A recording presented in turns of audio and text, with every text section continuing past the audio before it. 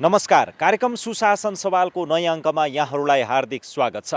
अख्तियार दुरुपयोग अनुसन्धान आयोग र नेपाल टेलिभिजनको संयुक्त प्रस्तुति कार्यक्रम सुशासन सवालमा विशेष गरी हामीले सरकारी र सार्वजनिक निकायबाट प्रवाह हुने सेवा, विकास निर्माण, राजस्व सङ्कलन, सार्वजनिक सेवा प्रशासन सँगसँगै अख्तियार दुरुपयोग अनुसन्धान आयोगका साप्ताहिक गतिविधि पनि प्रस्तुत गर्दै आइरहेका छौँ। अख्तियार दुरुपयोग अनुसन्धान आयोगले मिति 2077 साल माघ 13 गते राष्ट्रिय पुनर्निर्माण प्राधिकरण जिल्ला आयोजना कार्यान्वयन इकाइ तनहुँका सब इन्जिनियर सुरेन्द्र अधिकारी उप बिगो 1,50,000 कायम गरी घुस रिश्वत लिई भ्रष्टाचार गरेको सम्बन्धीमा आरोप पत्र दायर गरेको छ। यसैगरी आयोगले मिति 2077 साल माघ 14 गते यातायात व्यवस्था कार्यालय जनकपुर धामका कार्यालय सहयोगी भोगेन्द्र कापर समेत 2 जनालाई अतिरिक्त रकम 2,73,850 सहित नियन्त्रणमा लिएर अनुसन्धान गरिरहेको छ। यसैगरी आयोगले माघ 15 गते राष्ट्रिय किताबखाना शिक्षक म्युजियम मार्ग छाउनीका हलुका सवारी चालक सुरेश नेपाल र उक्त किताबखानामा क्यान्टिन सञ्चालन गर्ने सुदर्शन न्यौपानेलाई 52,000 अतिरिक्त रकम सहित नियन्त्रणमा लिएर अनुसन्धान गरिरहेको छ। आयोगले माघ 15 गते नै नापी कार्यालय रूपन्देही भैरहवाका तत्कालीन नापी अधिकृत घनश्याम दुबे समेत 3 जना उप बिगो 9,83,700 कायम गरी सार्वजनिक सम्पत्ति गैरकानुनी लाभ तथा हानि गरी भ्रष्टाचार गरेको सम्बन्धीमा आरोप पत्र दायर गरेको छ। यसैगरी आयोगले नेपाल विद्युत प्राधिकरण सखुवा वितरण केन्द्र अन्तर्गत ढल्केवा नो लाइट धनुषामा कार्यरत जगत नारायण शाह सहित 4 जनालाई अतिरिक्त रकम सहित नियन्त्रणमा लिएर अनुसन्धान गरिरहेको छ। दर्शकबिन, अख्तियार दुरुपयोग अनुसन्धान आयोगले विभिन्न चरणमा आफ्नो अनुसन्धानको कार्यलाई पनि निरन्तर जारी राखेको छ। त्यस्तै गरेर अख्तियार दुरुपयोग अनुसन्धान आयोगमा पर्ने उजुरीको तथ्याङ्कका आधारमा पनि आयोगले विभिन्न सङ्घ संस्था र निकायहरूलाई सुझाव र निर्देशन दिँदै आइरहेको छ। यो अनुरूप कार्य प्रगति पनि सकारात्मक रूपमा अगाडि बढिरहेको देखिएको छ। यस्तै अख्तियार दुरुपयोग अनुसन्धान आयोगले गरेको स्वतन्त्र एक अध्ययनमा स्थानीय पालिकाहरूको उजुरी बढिरहेको र स्थानीय पालिकामा भ्रष्टाचार बढिरहेको भन्ने तथ्यहरू फेला परेपछि अख्तियार दुरुपयोग अनुसन्धान आयोगले स्थानीय पालिकाको सेवा प्रशासन सँगसँगै विकास निर्माणलाई पनि सुधार गर्नका लागि 61 बुँदे सुझाव प्रस्तुत गरेको थियो। 61 बुँदे सुझाव अनुरूप अहिले पालिकाहरूले आफ्नो काम र विकास निर्माणको कामलाई पनि चुस्त दुरुस्त बनाउँदै सुधार उन्मुख बाटोमा अगाडि बढाइरहेको बताएका छन्। आज हामीले यही विषयवस्तुलाई समावेश गर्न गइरहेका छौँ। आज विशेष गरी गुल्मीको दरबार देवस्थान गाउँपालिकाले सुशासन प्रवर्धन र भ्रष्टाचार नियन्त्रणका लागि अख्तियार दुरुपयोग अनुसन्धान आयोगले दिएको 61 बुँदे सुझाव कसरी कार्यान्वयन गर्दै अगाडि बढिरहेको छ त भन्ने प्रसङ्ग जोड्न गइरहेका छौँ। अब प्रस्तुत छ सोही सामग्री। अहिले देशमा 753वटा स्थानीय सरकार, 7वटा प्रदेश र 1 सङ्घीय सरकारले विभिन्न तवरले आफ्नो कार्य सम्पादन गरिरहेका छन्। यी सरकारले प्रदान गर्ने सेवा र विकास निर्माणका काम सहज, छिटो, छरितो, पारदर्शी, गुणस्तरीय र भ्रष्टाचार रहित होस् भन्ने आम नागरिकको चाहना छ। तर सरकारी र सार्वजनिक सेवा एवं विकास निर्माणका काममा विभिन्न ढङ्गले हुने ढिलासुस्ती, अनियमितता र भ्रष्टाचारका कारण सेवाग्राही र नागरिक अहिले पनि प्रताडित भइरहेका छन्। यसको पछिल्लो उदाहरण हो अख्तियार दुरुपयोग अनुसन्धान आयोगले गरेको एक स्वतन्त्र अध्ययन प्रतिवेदनको तथ्याङ्क र अख्तियार दुरुपयोग अनुसन्धान आयोगमा परेका उजुरीको सङ्ख्या। आयोगले गरेको अध्ययनमा स्थानीय सरकार, प्रदेश सरकार र सङ्घीय सरकार मध्ये सबैभन्दा धेरै उजुरी स्थानीय सरकारमा सम्बद्ध रहेर परेका छन्। यही तथ्याङ्कका आधारमा आयोगले तीनै तहका सरकारको कार्यशैली सुधारका लागि 61 बुँदे सुझाव दिएको थियो। अहिले सुझावको कार्यान्वयन प्रभावकारी रूपमा हुँदै गएको आयोगको ठम्म्याइरहेको छ। जस्तो अब सार्वजनिक सेवा प्रवाहमा उल्लेख्य प्रगति भएको हामीले चाहिँ अहिले अब्जर्भ गरिरहेका छौँ। फ्रन्टलाइनका निकायहरूको सार्वजनिक सेवाहरूमा केही सुधार छन्। अनलाइन सर्भिसेसहरू छन्। अहिले यातायातको हेरौँ अथवा राजधानी विभागसँग सम्बन्धी हेरौँ, मालपोत कार्यालयहरू भएर हेरौँ, अनलाइन सर्भिसेसहरू सुरुवात भएका छन् धेरै ठाउँहरूमा।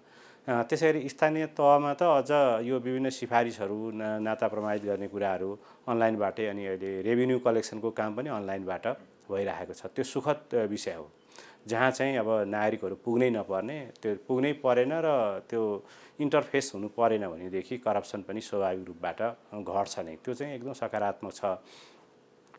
अहिले अब विकास निर्माणका कामहरूले पनि अलिक गति लिएका छन्। गत वर्ष नै आयोगले चाहिँ यो धेरै समयदेखि ठेक्का बन्दोबस्त भएका तर काम हुन नसकेका करिब 1800वटा आयोजनाहरूको बारेमा चासो दियो र तिनलाई को काम अगाडि बढाउनको लागि निर्देशित पनि गर्यो। फलस्वरूप यतिखेर झन्डै 1200 जति आयोजनाहरूमा फेरि काम सुरुवात भएको रिपोर्टिङ छ हामीसँग। यो एउटा राम्रो पक्ष हो। त्यसैगरी आयोजनाहरूमा हुने अनियमितताहरू जस्तो ठेक्का बन्दोबस्त नै नगर्ने, सार्वजनिक खरिद ऐनको पालना नगर्ने, बिडिङ प्रोसेसलाई फलो नगर्ने अथवा चाहिँ जति लागतको ठेक्का बन्द छ त्यसको कामै नगर्ने, समयमा काम कम्प्लिट नगर्ने, भुक्तानी गर्ने, कामै नगरी भुक्तानी हुने, कामै नगरिकन खर्च देखाउने, नक्कली बिल भरपाईहरू पेश गर्ने, यो यावत किसिमको प्रवृत्तिमा निकै हदसम्म सुधार आएको छ अहिले।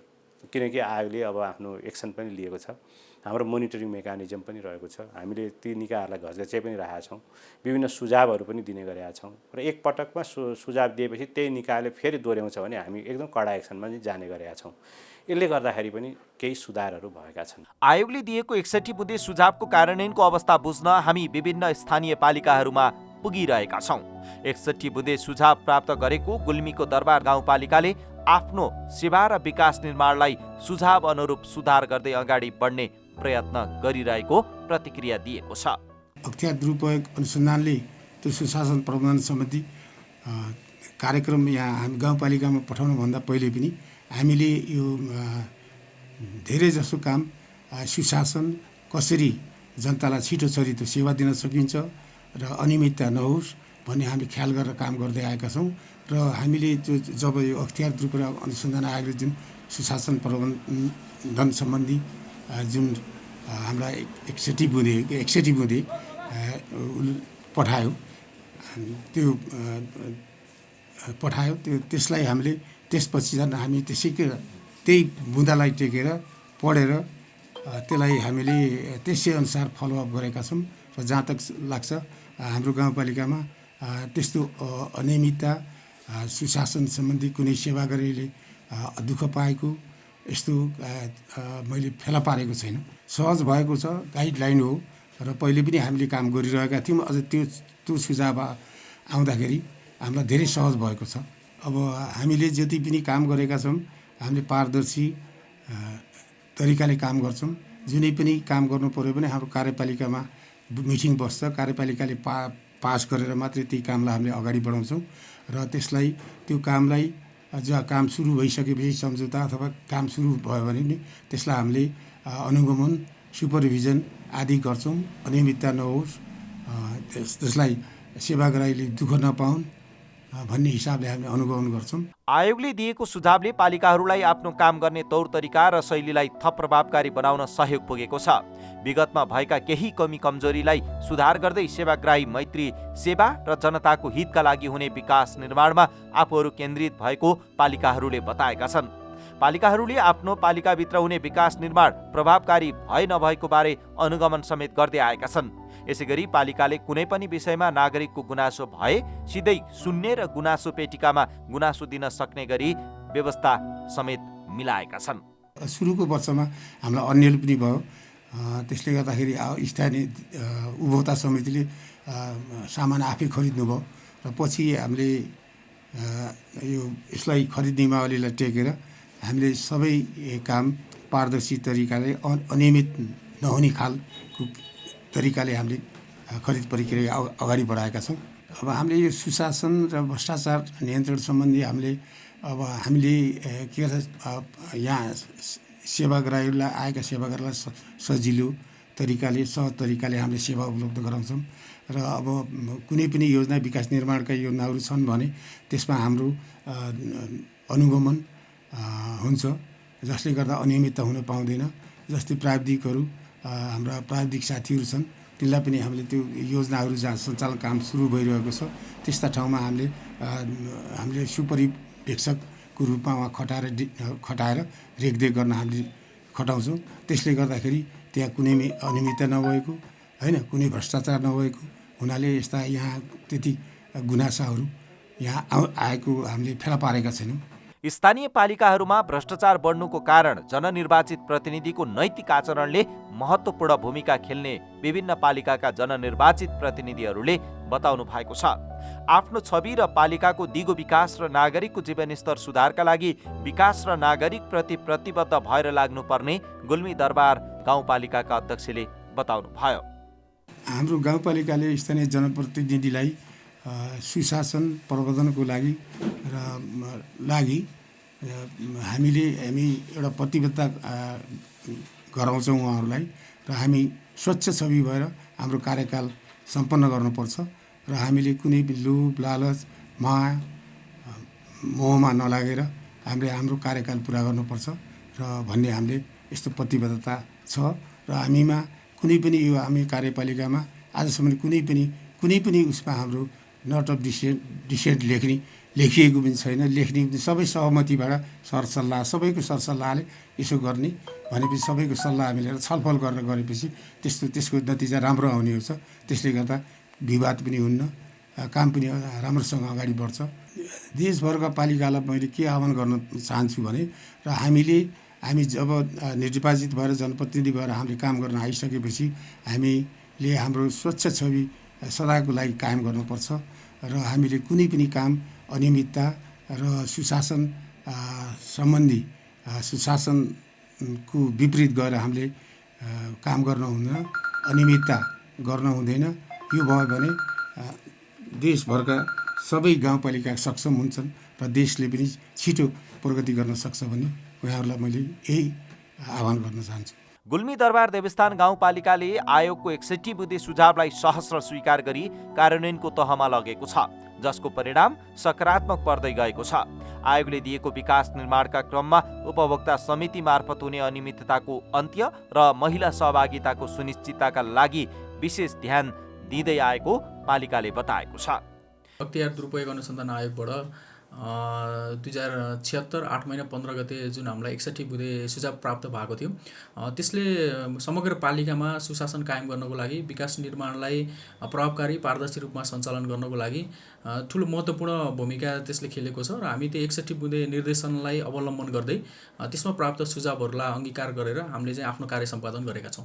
जस्तै हामी उपभोक्ता समितिहरू गठन गर्दाखेरि जुन उपभोक्ता सीमित मात्रामा भेला गराएर उपभोक्ता समिति गठन गरिने भन्ने जुन ब्लेम लागेको थियो, त्यो चाहिँ हामीले हाम्रो गुल्मी दरबार गाउँपालिकामा सार्वजनिक जवाबदेहिता प्रबन्धन सम्बन्धी कार्यविधि 2077 जारी गरेका छौँ र अहिले उपभोक्ता समिति गठन गर्दाखेरि आम भेला बनाएर अनि जुन हाम्रो नियमअनुसार त्यहाँ राजनीतिक दलको नेताहरू अनि कर्मचारीहरू बस्न नपाउने पदाधिकारीमा भन्ने छ, त्यो व्यवस्थालाई कडाइका साथ कार्यान्वयन गर्दै 33% महिला राख्नुपर्ने जुन सुनिश्चित प्रावधान छ त्यसलाई पनि कार्यान्वयन गरेर अहिले उपभोक्ता समिति हामी गठन गरेका छौँ र उपभोक्ता समिति गठन गरेको प्रक्रियाहरूको अनुगमन गर्नलाई हाम्रो पालिकाको वडाध्यक्षज्यूहरू कर्मचारीहरू समेत गएर उपभोक्ता समिति गठनमा चाहिँ हामी सहभागी भएको अवस्था छ। यस पालिकाले आफ्नो नीति तथा कार्यक्रममा सुशासनयुक्त सेवा प्रवाह र भ्रष्टाचार नियन्त्रणका विषयलाई प्रमुखताका साथ लागू गर्दै अगाडि बढ्ने घोषणा गरेको छ। कार्य सम्पादन करार सम्झौता गरेको पालिकाले दण्ड र सजायको व्यवस्थालाई प्रमुखताका साथ लागू गरेको छ। यसैगरी सेवा प्रवाह र विकास निर्माणमा नागरिकको सन्तुष्टि मापन गर्न सेवाग्राही सन्तुष्टि सर्वेक्षण अभियानलाई पनि सँगसँगै अगाडि बढाइरहेको पालिकाले जानकारी दिएको छ। सुशासनयुक्त गाउँपालिका, भ्रष्टाचार मुक्त गाउँपालिका बनाउने जुन हाम्रो नीति तथा कार्यक्रम तय गरेका छौँ, सो अनुसार हामीले सेवा प्रवाह, विकास निर्माण, कृषि, शिक्षा, स्वास्थ्य, रोजगारलाई एकीकृत प्याकेजको रूपमा हामी अगाडि बढाएका छौँ र नागरिकलाई अनुभूत गर्ने किसिमले सेवा प्रवाह गर्नको लागि हाम्रो गाउँपालिकामा कार्यरत सम्पूर्ण कर्मचारीहरूसँग, शाखा प्रमुखहरूसँग प्रमुख प्रशासकीय अधिकारीले विभिन्न कार्यसूचक सहितको कार्य सम्पादन सम्झौता गरेका छौँ। त्यो कार्य सम्पादन सम्झौताले उहाँहरूले के काम गर्नुभयो, त्यो प्रथम चौमासिकमा के काम गर्नुभयो त्यसको मूल्याङ्कन गर्ने व्यवस्था गरेका छौँ र समग्र मूल्याङ्कन हामी मासिक रूपमा पनि कर्मचारीले सम्पादन गरेको मूल्याङ्कन गरेका छौँ र उहाँहरूको मूल्याङ्कन अनुसार गाउँपालिकाले कार्य सम्पादनमा आधारित प्रोत्साहनको नीति पनि लिएको हुनाले राम्रो काम गर्नेलाई चाहिँ प्रोत्साहन गर्ने र नराम्रो काम गर्नलाई त्यो अनुसार चाहिँ हामी दण्डित गर्ने व्यवस्था पनि गाउँपालिकाले लिएको छ र सेवा प्रवाहलाई हामी स्थानीय स्तरसम्म पुर्याउनुपर्छ भन्ने किसिमले हामी सबभन्दा कर्मचारीलाई चाहिँ आफ्नो नागरिकप्रति उत्तरदायी बनाउनको लागि र कर्मचारीको नियमितताको लागि हामी सम्पूर्ण वडा कार्यालयहरूमा विद्युतीय हाजिरीको व्यवस्था मिलाएको छौँ। त्यस्तै गाउँपालिकामा पनि हामी विद्युतीय हाजिरीको व्यवस्था मिलाएका छौँ, जसले गर्दाखेरि कर्मचारीहरूको नियमित उपस्थिति हुने र नियमित सेवा प्रवाह गर्नको लागि हामी विभिन्न किसिमको कर्मचारीहरूलाई क्यापेबल गराउनको लागि अनुशिक्षण दिने काम पनि गरेका छौँ, जसले गर्दाखेरि नागरिकलाई केन्द्रमा राखेर सेवा प्रवाह गर्नुभएको छ। र त्यसपछि हामी नागरिकलाई सेवा प्रवाह गर्दा नागरिक सन्तुष्ट हुनुभएको छ कि छैन भन्ने उसको लागि हामी अनुगमनको लागि नागरिकको सेवाग्राही सन्तुष्टि सर्वेक्षण गर्ने चाहिँ हामी कार्यक्रम पनि अगाडि बढाएका छौँ, जसको लागि हामी गुल्मीदरबार गाउँपालिकाले सुशासन प्रवर्धन सम्बन्धी कार्यविधि 2077 जारी गरेको छ र त्यसमा हामी नागरिक सर्वेक्षण सेवाग्राही सन्तुष्टि सर्वेक्षण गर्ने मेकानिजम राखेका छौँ र त्यो हामी अब प्रथम चौमासिक समाप्त भइसकेको छ। अब हामी दोस्रो चौमासिकमा सेवा प्रवाह विकास निर्माणका कामहरू नागरिकले कतिको अनुभूत गर्नुभएको छ भनेर हामी त्यो सेवाग्राही सन्तुष्टि फारम चाहिँ सर्वेक्षण गर्ने चाहिँ कार्यक्रम अगाडि राखेका छौँ। कुनै पनि कार्यालयमा भ्रष्टाचार र अनियमितताको अन्त्यका लागि उक्त कार्यालयको प्रमुख व्यक्ति बढी जिम्मेवार हुन्छ, तर सेवाभाव भन्दा पनि स्वहितका लागि सोच्ने र सोही अनुसार काम गर्ने परिपाटीका कारण धेरै स्थानीय तहका जननिर्वाचित प्रतिनिधि तथा कर्मचारीहरू विरुद्ध भ्रष्टाचारको आरोप लाग्ने गरेको छ, कतिपय कारबाहीमा समेत परेका छन्। यसकारण अब नागरिक र सेवाग्राही मैत्री भएर सोच्ने र काम गर्ने समय आएको पालिकाका प्रमुख प्रशासकीय अधिकृतले बताउनु भयो। उहाँले सुशासन प्रवर्धन र भ्रष्टाचार रहित सेवा प्रवाहमा नागरिकको भूमिका समेत महत्त्वपूर्ण रहने बताउनु भयो। प्रोएक्टिभ भएर कर्मचारी र जनप्रतिनिधि मैले सेवा प्रवाह गर्नुपर्छ, सेवा गर्नुपर्छ र राष्ट्रको लागि चाहिँ म जनप्रतिनिधि भएको, राष्ट्रको लागि चाहिँ म कर्मचारी भएको र जनतालाई केन्द्रमा राखेर र राष्ट्रलाई केन्द्रमा राखेर सेवा प्रवाह गर्नुपर्छ भन्ने जुन मानसिकताबाट विचलन भयो भने पक्कै पनि त्यो करप्सन बढ्ने अनि सेवा प्रवाहमा अवरुद्ध हुने अवस्था सिर्जना हुन्छ।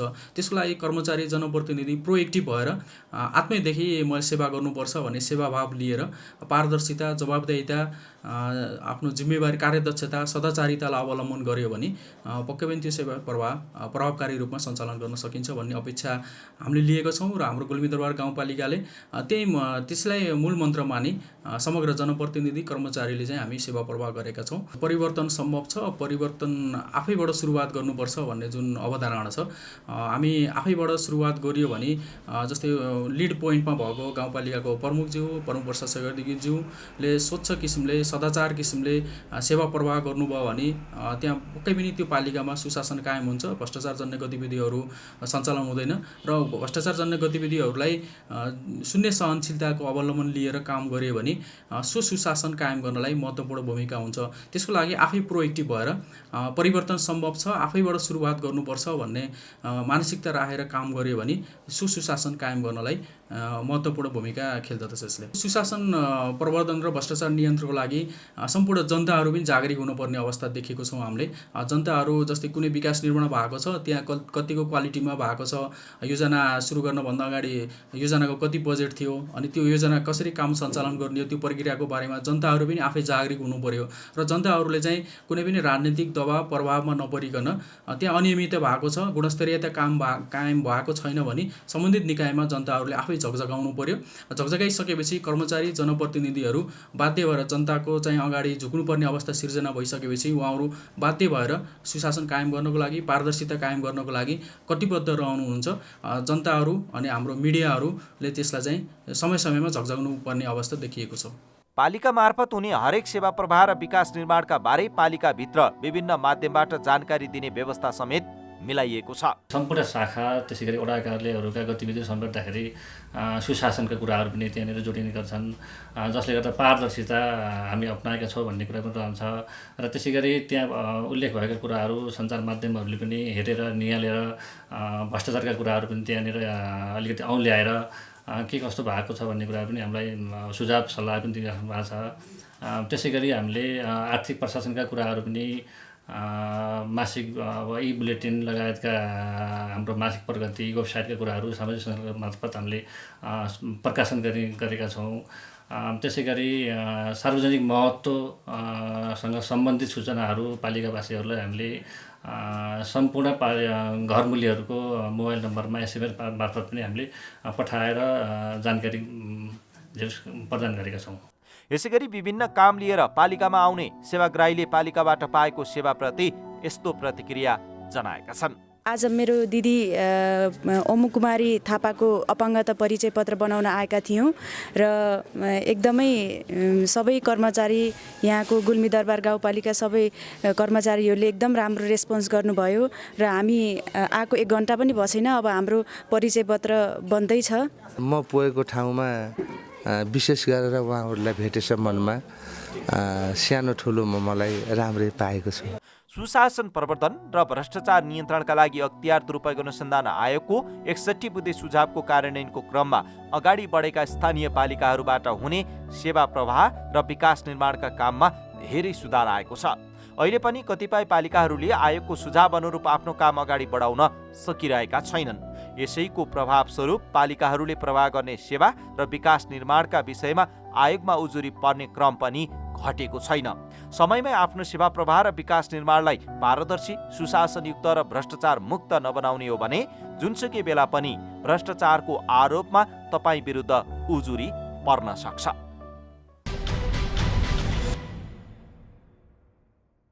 दर्शकबिन, अख्तियार दुरुपयोग अनुसन्धान आयोगले आफ्नो 4वटा रणनीति निर्माण गरेर यसै वर्षदेखि सुशासन प्रवर्धन र भ्रष्टाचार नियन्त्रणका गतिविधिहरूलाई अझै फराकिलो ढङ्गले अगाडि बढाइरहेको छ। यस्तै सुशासन प्रवर्धन र भ्रष्टाचार नियन्त्रणका लागि विभिन्न निकाय र सरकारवाला पदाधिकारीहरूले पनि भूमिका खेल्ने हो भने साँच्चीकै सुशासनयुक्त सेवा र समाज निर्माणका लागि सहयोग पुग्नेछ।